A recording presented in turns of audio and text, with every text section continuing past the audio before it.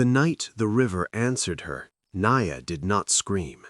She stood frozen at the water's edge, her feet half buried in cool sand, as the surface of the river split gently like cloth pulled apart by invisible hands. The moon trembled in the reflection, breaking into silver shards, and a low sound rose from beneath the water, not loud, not frightening, but deep, ancient, and knowing. Heart beat so hard she could hear it in her ears, yet her body refused to run, as though the earth itself had wrapped roots around her ankles and commanded her to listen. Only when the sound faded did the night return to its normal breathing. Crickets resumed their song, palm leaves whispered in the breeze, and the river smoothed itself as if nothing had happened. Naya slowly lowered herself to the ground, her breath shaking, her palms damp with fear and wonder. This was the same river she had cried into since childhood, the same river that carried her tears away without question. But tonight, something had changed. Tonight, the river had heard her, and the story of her life would never again follow the quiet path it once knew. Naya lived in the outer edge of the village, where the huts thinned and the forest began to close its arms around the land. After her parents died during a season of sickness, she was taken in by her aunt, a woman whose kindness did not survive the weight of responsibility. Naya rose before the sun, swept compounds not her own, fetched water heavier than her body, and cooked meals she was rarely allowed to eat fully. The villagers saw her daily, yet somehow never truly saw her at all. When the evenings grew heavy and the fire died low, Naya would slip away with her calabash and walk toward the river. There she spoke softly, telling the water her fears, her hunger, her loneliness, and the dreams she did not dare share with people. She spoke of how words felt trapped inside her chest during the day, how silence had become her second skin. The river never answered until the night it did, and though Naya did not yet understand it, the river had been listening all along. The village prepared for the Festival of Voices as it did every 10 years, with great excitement and hidden tension. It was said that during this festival, the ancestors listened closely to the living, and that destinies shifted with every song sung from the central square. Drums were stretched, masks were mended, and elders spoke in hushed tones about signs and omens. Even the king, Kalu, known for his wisdom and quiet strength, felt a restless unease settle in his spirit as the day approached. Naya heard of the festival only in passing while pounding grain beside the hut. She was not expected to attend. Girls like her were meant to serve, not sing. Yet something stirred uneasily within her chest each time the drums were tested in the distance. At night, the river called her again, not with words, but with a pull she could not ignore. She went, barefoot and trembling, unaware that the river was preparing her for a moment the entire village would remember long after her name was spoken aloud. On the third night before the festival, the river changed once more. The water rose gently around Naya's ankles, warm instead of cold, and the same deep sound returned, fuller now, closer. This time Naya knelt, tears sliding freely down her face as she whispered all the words she had swallowed for years.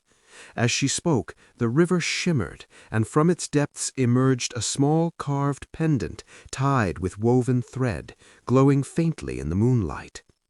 The river did not speak in sentences, but Naya understood. The gift was not for beauty, nor for wealth, but for truth. When she wore the pendant and sang from her heart, her voice would carry not just sound, but spirit.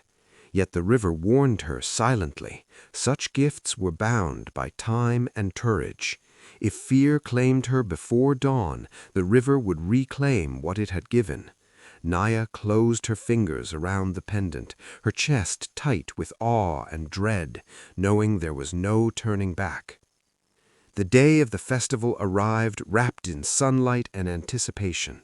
Villagers gathered in bright cloth, laughter spilling into the air like grain poured from baskets. Drums thundered, dancers moved like wind through tall grass, and singers lined up to offer their voices to the ancestors. King Kalu sat beneath the great Iroko tree, his face calm, though his spirit searched for something he could not name. As dusk fell, Naya stood at the edge of the square, hidden behind taller bodies and louder voices. She wore no fine clothing, only a simple wrapper, but the pendant rested against her chest, warm and alive. When her turn came, unexpected, unannounced, the drums softened, as if the air itself had drawn a breath. Naya opened her mouth, fear burning away as the river surged through her voice, and the village fell into stunned silence.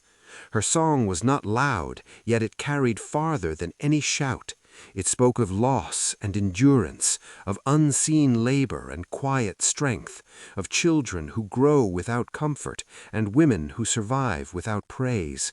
The ground seemed to hum beneath the listeners' feet, and elders felt tears sting their eyes without knowing why. King Kalu rose slowly, his heart pounding, certain that the ancestors themselves stood listening beside him. But as the final note faded, Naya felt the warmth of the pendant dim. Fear rushed in like floodwater, and before anyone could speak, she turned and fled. The crowd erupted in confusion as she disappeared into the narrowing paths beyond the square. When dawn came, the pendant lay forgotten near the riverbank, its glow fading into ordinary wood, waiting for the truth to find its way home.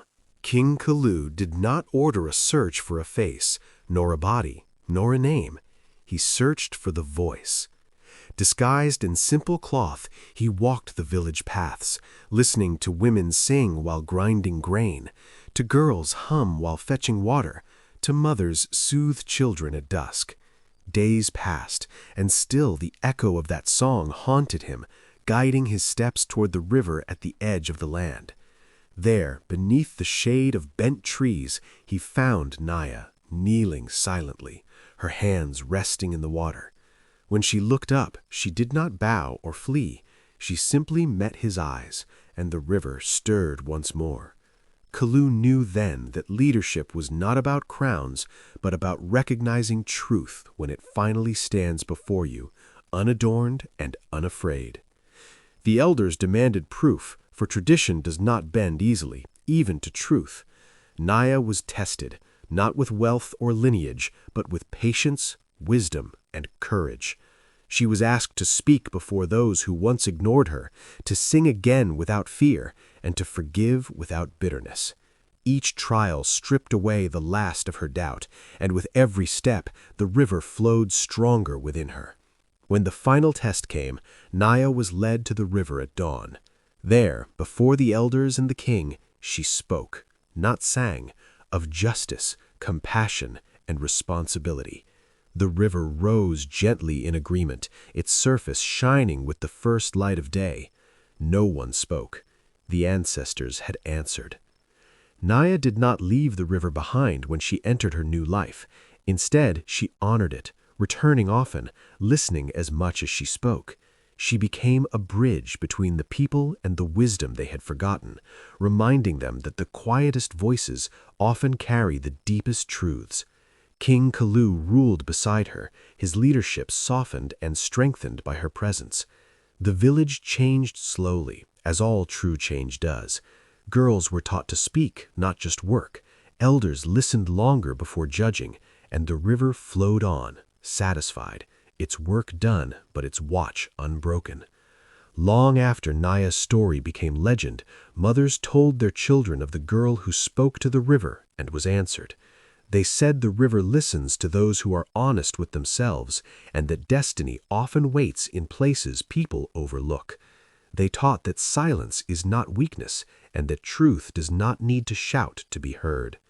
And so, when the night grows quiet and the water reflects the moon, some still kneel at the river's edge and whisper their hearts into the flow. The river does not always answer, but it always listens. This story teaches us that silence is not weakness. Many people suffer quietly, carrying heavy burdens without recognition, yet within them lives a strength deeper than noise. Naya's life shows that even when the world ignores you, your truth is still growing, and what is planted in patience will rise at the right time. It also reminds us that perseverance is a form of faith. Naya did not escape hardship overnight. She endured it with dignity, choosing not to let bitterness harden her heart. Her hope was not loud, but it was steady, and because she kept going, the moment prepared for her finally arrived. Above all, the story teaches that hope listens before it speaks. When people failed her, nature and destiny did not. The river represents the truth that no honest struggle is wasted and no tear is unseen. Those who keep walking, even when the path is unfair, often become the very voices that change the world. If this story touched your heart, like the video, subscribe, and share it with someone who needs hope today. Tell us in the comments, which country or city are you watching from?